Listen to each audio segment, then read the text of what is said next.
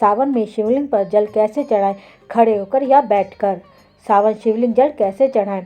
शिव पूजा के लिए भारत के कोने कोने में एक लोटा जल सारी समस्या का हल कर सकता है।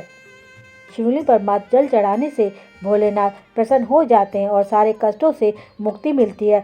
खासकर सावन में शिवजी जी का जल अभिषेक करना विशेष महत्व रखता है, लेकिन अधिकतर लोग शिवलिंग पर जल चढ़ाते समय जाने अनजाने में गलतियां कर बैठते हैं। इससे पूजा व्यर्थ चली जाती है और पुण्य प्राप्त नहीं होता। ऐसे में आइए जानते हैं सावन में शिवलिंग पर जल कैसे चढ़ाया जाता है, क्या है इसकी सही विधि। शिवलिंग पर जल चढ़ाते समय हमेशा बैठकर जल चढ़ाना चाहिए। भोलेनाथ को कभी भी बहुत तेज या बड़ी धार से जल नहीं चढ़ाना चाहिए।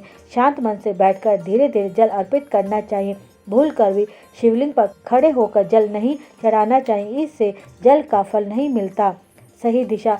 शास्त्रों के अनुसार व्यक्ति को शिवलिंग पर इस तरह से जल चढ़ाना चाहिए कि उनका मुख उत्तर दिशा की ओर हो। इस बात का खास तौर से ध्यान रखें कि जल चढ़ाते समय आपका मुख पश्चिम या दक्षिण की ओर नहीं होना चाहिए। किस पात्र से शिवलिंग पर जल चढ़ाएं।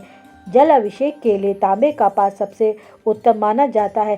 कांसे या चांदी के पात्र से भी अभिषेक करना शुभ माना जाता है, लेकिन गलती से भी शिवजी जी पर किसी स्टील के बर्तन से अभिषेक नहीं करना चाहिए। ठीक वैसे ही तांबे के बर्तन से दूध का अभिषेक करना भी अशुभ माना जाता है। शिवलिंग पर जल कहाँ कहाँ चढ़ाएं।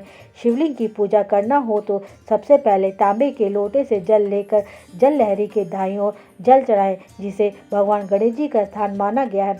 फिर बाईं ओर जल चढ़ाएं, यह भगवान कार्तिकेय का स्थान माना गया है।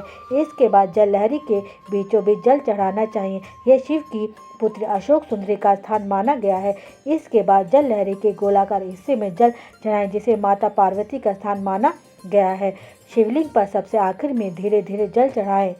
शिवलिंग पर जल चढ़ाने का मंत्र ओम नमः शिवाय बोलते बोलते शिवलिंग पर आखिर में जल चढ़ाएं।